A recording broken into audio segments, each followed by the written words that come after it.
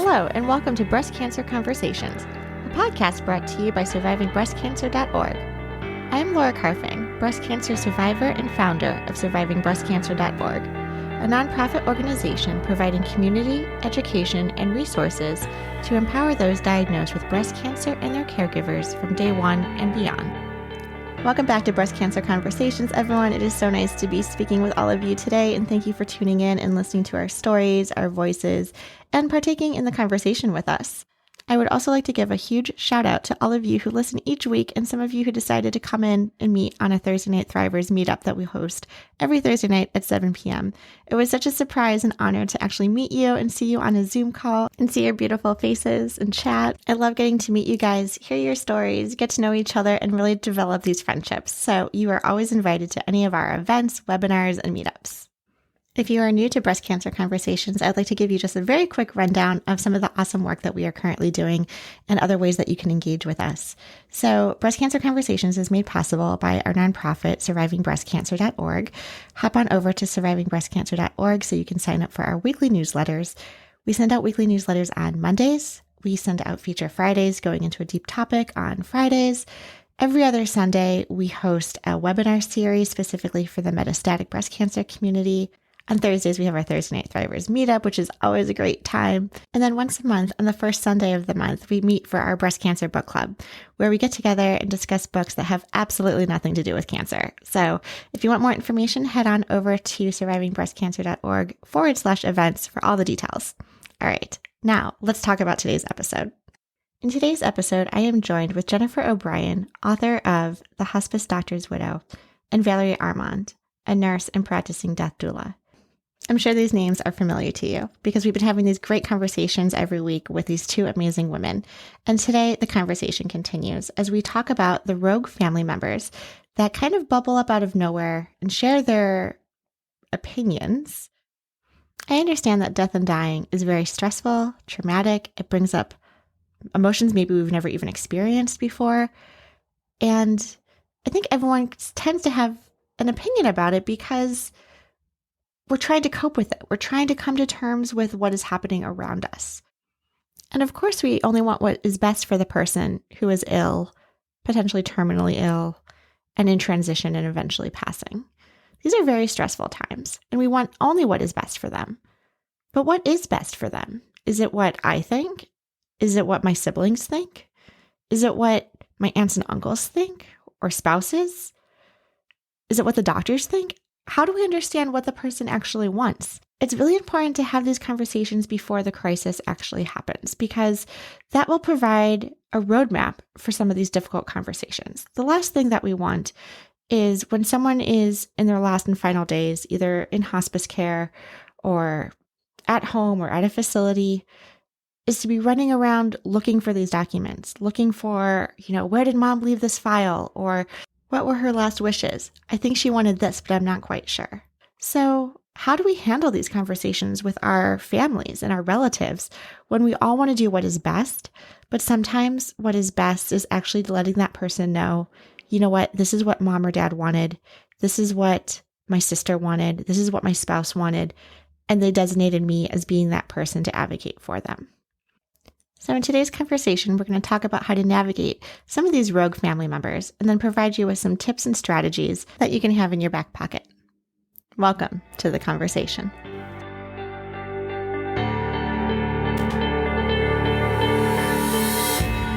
If you are the person that the patient, that the person who's dying is confiding in, it's a good idea that, especially if there are other adults involved, whether it's, their siblings or your adult children, it's a good idea to establish that you're the one, whether it's with the patient together. So if your husband is the one, that you're making clear that your parents understand that, so that because that's another place I think things can go sideways is when a couple, for example, has talked things through very thoroughly, but the person hasn't told their own parents or the adult children that they've talked through things very thoroughly.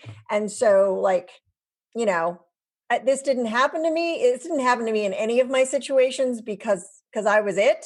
But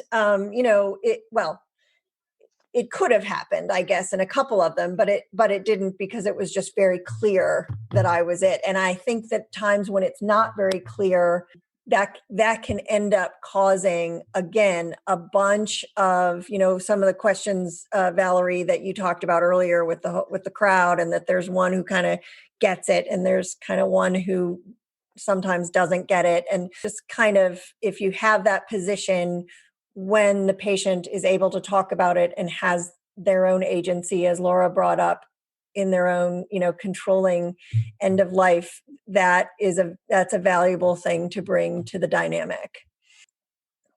So I'd like to go back to Valerie. And how do you recommend, as a person who is dying, how do you recommend they deal with that rogue family member who isn't necessarily on board? I mean, obviously, it sounds like Jen is saying talking and more talking is helpful so that they know that it's your wishes. But since there's always one in the family. Document, Miss Attorney. Okay, that's a good recommendation. There's a lot to be said for your advance directives. There's so many different ways and avenues nowadays to do that. There's your traditional living wills. Toward very end of life, there's the POST, the physician order for scope of treatment, and every state's a little different, but that's considered signed by a physician in a medical order. That would, when you are able to make your own decisions and sign that yourself, there's very little wiggle room for somebody to dispute that whenever you may be in a position of yourself that you can't speak for yourself. It's a layer of protection. It's a layer of support for, the family members that do get it and want to support your wishes. Again, so then that rogue person has to just go sit down or go, make noise elsewhere. That's really helpful. I'm also an affiliate for something called MIDEO, My Informed Decisions on Video, which is a new emerging avenue for people to document on video what their wishes are.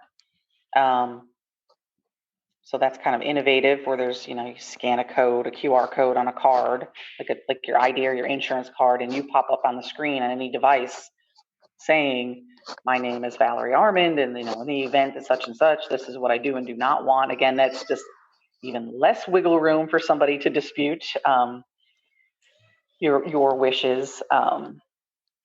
And again, verbally, just keeping your team, know who's going to be there. You can't be. If I may, I think the ideal situation is when the patient, him or herself, takes a moment with the rogue person and says, I know this is so hard for you, but, John or Joe or Susan really knows what I want. And I would love it if you could just support her or him in that. It's most powerful coming from the person who's dying. If that's not an option, I think, and I'm sure you've experienced this, Valerie, there's someone else too in the family who recognizes that someone's going rogue and can intervene a little bit and say, I know you see things differently, but we need to do what mom or dad or whoever wants. So as the nurse, I'm always going to advocate for the patient. Yeah. And sometimes you have to really kind of reframe things, like we were all here. We all, just that gentle outside, not your regular family member that, you can lash out at, like I verified, I heard what she said, so that brings me back to saying, how important it is to shop for your health care just as diligently as you shop for your aggressive treatment. Valerie, that's such a good point. And I appreciate you putting yourself out there saying, leverage the nurse, leverage the non-family member person to help us have these conversations. And what great resources as well. For our listeners, have you ever been in this situation before? How have you navigated that rogue family member who, kind of sees things differently? How did you have those conversations? Let us know. Let's continue the conversation. Feel free to send me an email or check us out on social, and we'll pick up where we left off. Thank you for tuning in and listening to our podcast. If you would like to find out more about our organization and upcoming events and ways to connect, you can find out more by visiting our website at survivingbreastcancer.org. I would like to acknowledge that all of the information on our podcast is from personal experiences, and it is not a substitute for professional medical advice. You should always consult your medical care team. If you're looking for specific topics or would like to be a guest on our show, feel free to contact me directly at laura@survivingbreastcancer.org. And of course, we have a couple social media handles you can follow us at as well. For example, Surviving Breast Cancer Org, all one word, as well as our podcast specifically, Breast Cancer Conversations. Until next time, keep on thriving.